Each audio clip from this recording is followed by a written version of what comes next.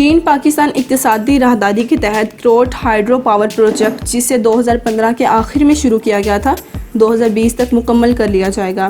اسے build on operate transfer system کی بنیاد پر ترقی دی جا رہی ہے۔ چینی ویب پورٹل jian.org کی جانب سے جاری رپورٹ کے مطابق Karot hydro power project Pakistan کے دارالحکومت اسلام آباد سے 55 کلومیٹر مشرق میں دریائے جہلم پر تعمیر کیا جا رہا ہے، جو کہ انڈس ریور سسٹم کا اہم دریا ہے۔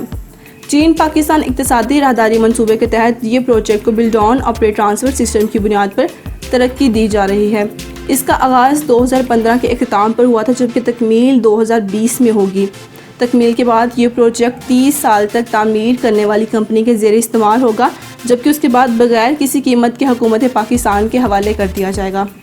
1.74 ارب ڈالر سے تیار ہونے والے اس منصوبے کی بجلی کی پیداوار صلاحیت 720 میگا واٹ ہوگی، جبکہ اوسط سالانہ پیداوار 3.2 میگا واٹ پاور ہوگی، جو کہ 2017 کے دوران پاکستان کی کل ہائیڈرو الیکٹرک پاور کے 10% کے برابر ہے۔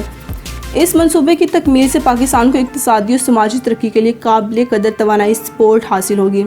اس کے علاوہ سیلابوں کی روک تھام اور ان سے ہونے والے دوسرے نقصانات روکنے، پانی کے بہاؤ کو بہتر بنانے اور ریزروائر ایریا ٹرانسپورٹ سسٹم کو بہتر بنانے میں بھی مدد ملے گی۔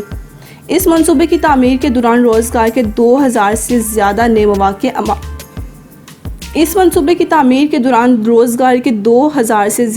مواقع کا امکان ہے۔ اس کے علاوہ متعلقہ شعبوں میں مربوط اور اعلیٰ درجے کی ترقی ہوگی۔ رپورٹ میں بتایا گیا ہے کہ Karot hydro power project belt and road منصوبے کے تحت توانائی کا پہلا منصوبہ ہے، جس کی تعمیر کے لیے سلک روڈ فنڈ سے فنڈنگ جاری ہے۔ اس کے علاوہ یہ چین پاکستان اقتصادی راہداری کے تحت اہم ترین منصوبوں میں شامل ہے اور چینی کمپنی کی جانب سے بیرون ملک سب سے بڑی گرین فیلڈ سرمایہ کاری ہے۔